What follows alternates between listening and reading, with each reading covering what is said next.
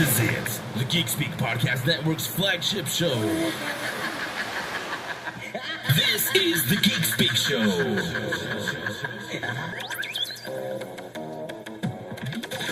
This is where you'll hear from the movers and shakers in geek culture.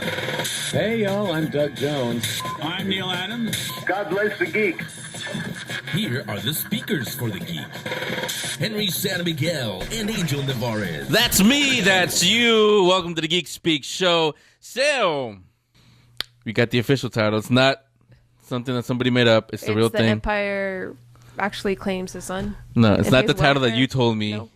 You want to make your announcement now? The Star Wars announcement, or wait? You do it. You haven't seen Star Wars. Yeah, that's my confession. There's 6 of them. You had 6 chances to see them. Yeah. You've never seen one.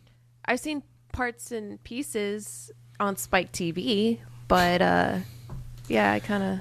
Here's the title officially. It's a In the works? funny looking logo. It doesn't have the episode 7 on it. Yeah. It just says Star Wars. And in the middle, the title officially from J.J. Abrams, from Lucasfilm, from Disney, is The Force Awakens.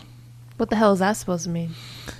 That sounds like something that happens after you eat. Your stomach's like, better run. Well, we have a couple of people on hold. The lights are flashing, so let's take a little break. When we come back, I think we know. I don't think Angel does, but I think you and Angel will find out who we're going to talk to. A couple of starts on the Geek Speak Show. I started thinking, a lot of people kill each other over sports. My team is better than yours. They kill each other about politics, about relationships, whatever it is. But nobody's talking about what's around us. Movies, comic books, movies based on comic books. The geek culture, the nerd stuff. So I said, well, why not me? What's going to stop me from doing it? So flash forward to 2008.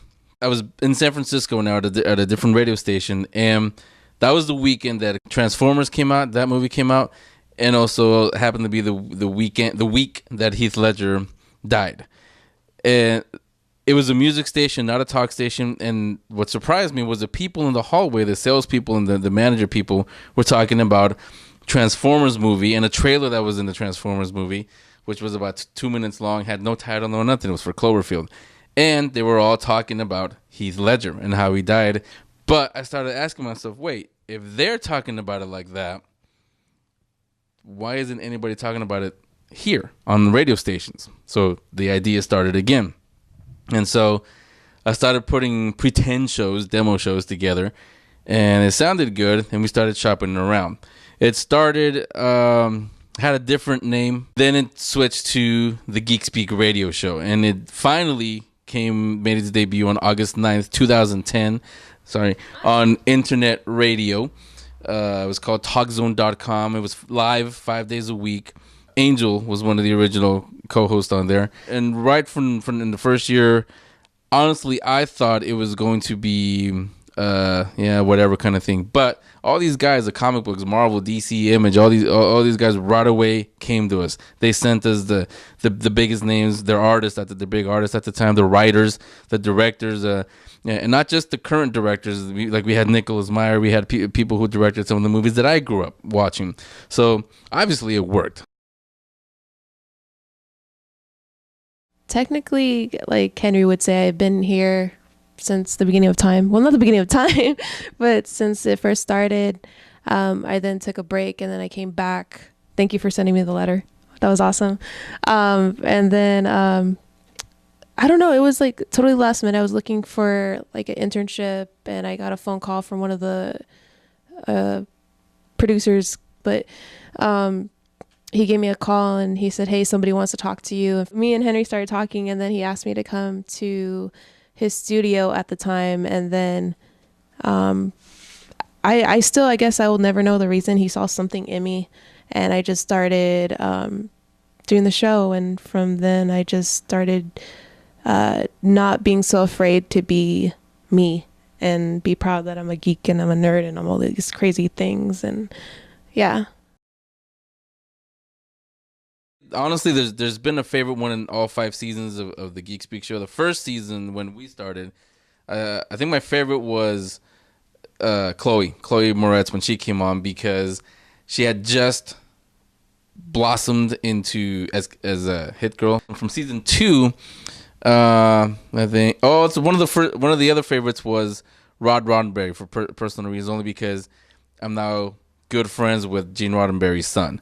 So that's something that I never thought would happen. So that's why that one means something to me. What do you like? I remember homegirl Ashley Bell from The Last Exorcism, and she was awesome because it was the first time that I actually contacted somebody that was going to be in a movie, and at first I was like, as any observer, you're like, oh my god, like this is a superstar and I gotta interview them and blah blah blah. But then as you start talking to these people, they're just like you and they're no different, and it's cool that we forget that whole like, oh, they're superstars, and we just talk like regular geeks and they're just like us. I thought that was pretty awesome. The ones that I really like are the ones where we don't have guests, the one where it's just you and me talking about whatever, because we do get a lot of emails from listeners saying that they like that. They download the shows because it's like spending time with a couple of friends, because we make them laugh because the things we say, they understand our language. And I think the cool part is that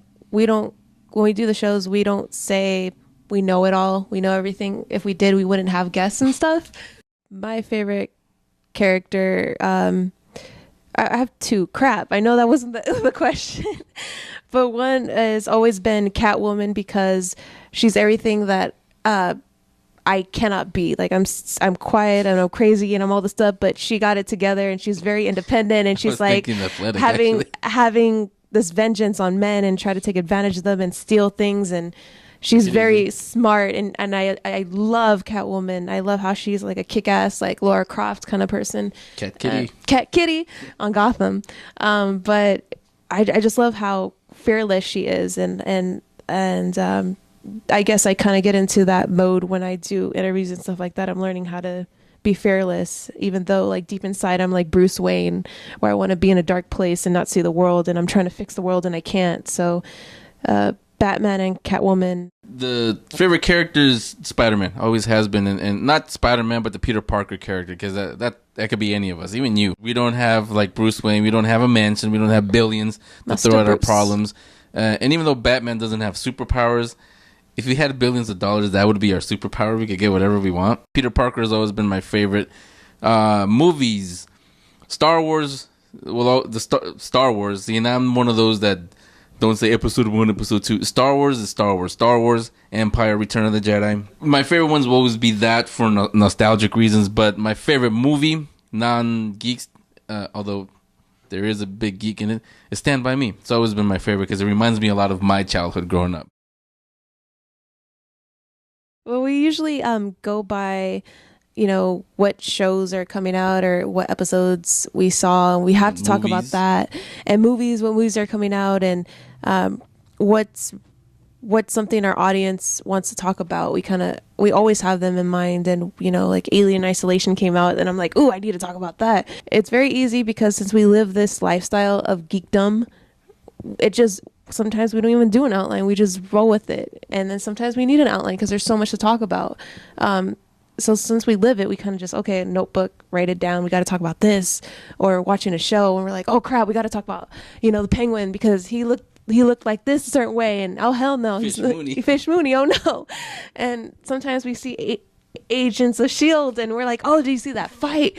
We hang out outside the show, outside the stuff that we do here. You'll text me all the time, but it's not always, hey, look what I saw. It's, what about this? How about this guest? How about this show? When we're watching, if we're not in the same room, we're still watching, quote unquote, the shows, because you'll text me. Did you see that? Did you see what Fish Mooney said? Did you look at Rick? He stabbed somebody else in the neck, or whatever it is. And that's also stuff that translates into the shows. The outline is there, but it's also to the point. The relationship is to the point where, like I said, I can look at you, you can look at me, or I can just listen to the way you're saying something, and I know you're gonna finish off that whole thing by yourself, and I can move on to the next thing. And when you listen back to the shows, it's perfect. If you find yourself listening all the way through, if you get to school, to work, wherever you are, you don't want to get out of your car because you're gonna miss what we're saying, then we're good. And I'm proving my point. What I'm saying, show prep. That's how. I really, in the beginning, didn't think that I could do this or I could ever do interviews or interview people at Comic-Con and WonderCon and big things like that. I hear, people like us talk about Comic-Con and stuff, and all these big people are going to be there and they're superstars. And I'm like, oh crap, how am I going to handle that? I'm learning once again that I can do it, and I am fearless, and I'm not afraid anymore. If we ever, or when we ever get to our own panel, kind of something I want to do within 5 years. I want us to be bigger than other podcasts. I want us to be known everywhere. I want us to be something where we change pop culture for the geeks for once, and not just because it's cool or trendy. It's something you can never take away. In 5 years, not me. I see myself still this, because I've been doing this for over a generation now, in front of a microphone, in front of a camera. I don't know how to do anything else. You've been lucky or unlucky enough, however you see it, to have real jobs. So in 5 years, where do I see myself? Right here, because I've tried to get out. I've tried to get out of this. I can't. I don't know anything else. Not that I don't have any other skills. It's just when I fill out an application, it is a God-given talent. It is something that you're born with. You can go to school like you did, but the extra, where the ones where you stand out from everybody else, that's right there. That's right here. That's only us. Nobody else can do it the way we do. You can go listen to the Nerds. You can listen to Kevin Smith. You and I are never going to do that because we're not Chris. We're not Kevin Smith. They are. That's what makes all of you special. How you see it. You guys are unique. How the way you see it, only you can do you. So where do I see us in 5 years? Well, this year we started the network. It's not just the Geek Speak show, but now it's expanded. Like what happens when we eat Taco Bell or something. But for some of us, it's expanded into a network now, a network of podcasts. And the podcasts aren't exactly clones of what we do, but they talk about stuff that Angel Land don't talk about. Not because we don't know it or because we don't want to, but because, well, some of them because they don't fit into the geek stuff.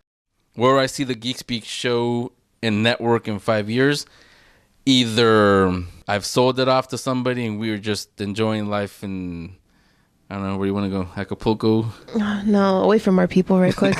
Somewhere different. Tahiti. We'll guest on our own show every now and then, but we'll pass it on to the next generation of geek speakers, and same thing with the network, and it'll become its own thing, its own entity. It'll become a thing. We're unique. Only we can do it the way we do it. So that's where Angel sees herself in 5 years. That's where I see the Geek Speak show and the network now in 5 years from now.